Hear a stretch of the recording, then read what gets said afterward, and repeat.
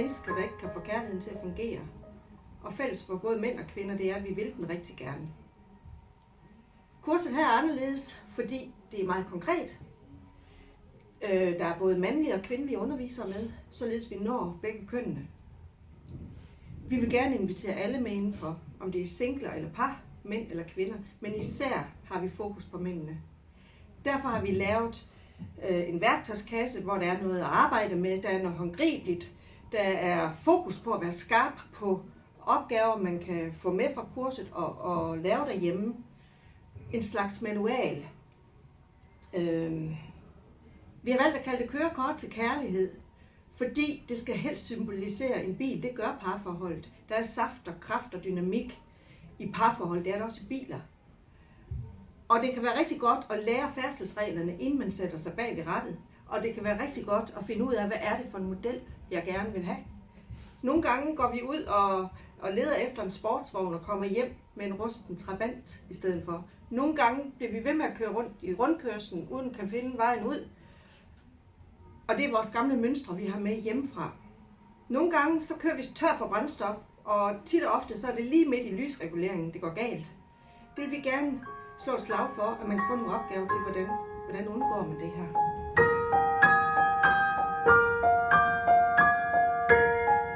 Det er kurset op i 2 moduler.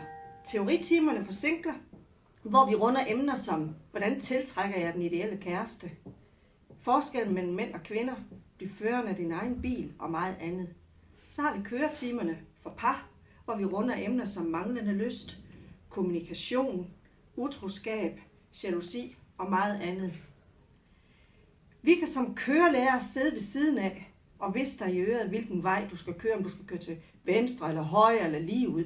Men det er dig, der er fat i rattet. Det er ret væsentligt. Faktisk er det simpelt med kærligheden. Der er 3 ting, der er nødvendige for, at det skal fungere. Det er kommunikation, det er sex, og det er nærvær. Og de 3 ting tager vi udgangspunkt i gennem hele kurset, både for singler og for par.